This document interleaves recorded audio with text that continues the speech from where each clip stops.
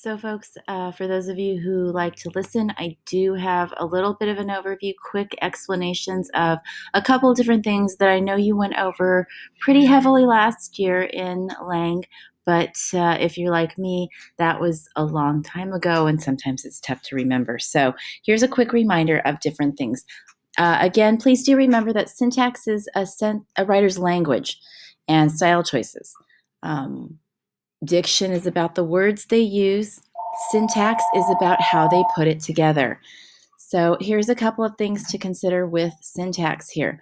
We want to start thinking about how the sentences are constructed. And again, there are some basic types of sentence structure to consider. Your simple sentences, which are your very short subject, verb, object sentences. And compound that deal with two simple sentences connected together, complex sentences, run-ons, and fragments. And I do have some definitions on later slides, so that's something to just kind of consider if you would like a little bit of a review. Please do remember that how a writer punctuates their sentences also falls under our syntax definition. So when we are reading passages, we definitely want to look for the punctuation that's being utilized, especially with poetry, where we tend to see dashes and caesura and enjambment in different lines. Also, be aware with some of your writers in terms of how they utilize, periods, exclamation points, question marks, and quite often how they utilize quotation marks. I think you see in a story, the poem that we're going to look at, you'll see that our writer does not use quotation marks. He uses italics to denote conversation. Some writers will use dashes to denote conversation. So again, that is an intentional choice on the writer's part and something that we want to think about. The length of our paragraphs, if we're dealing with a prose passage, is sometimes a component that you might consider in terms of your analysis. And of course, with poetry, syntax also carries under its umbrella the stanza structure, whether there's perfect rhyme, near rhyme, slant rhyme, no rhyme, and so on. So friendly reminders for those of you who are like me and sometimes we forget things. Remember that there are declaratives, imperatives, interrogatives, and exclamatory sentences. And you'll see, again, a little quick one-word reminder of what each of those are. And I know that you learned this when you were probably in about the 6th grade. But again, 6th grade was a long time ago. Couple of other things to consider are your clauses, independent and dependent. This is especially significant when you're trying to define if something is a simple sentence, a compound sentence, or a complex sentence. Please do remember that independent clauses are simple sentences. They function independently. They don't need any other clauses there. So for instance, an independent clause might be, I love Steve with everything in me. You'll see that there's one subject, one verb, one object. I love Steve with everything in me, and that is an active voice. A dependent clause is exactly that. It is not a complete sentence. It is a fragment. It cannot stand on its own. Hence, it depends on an independent clause in order to survive.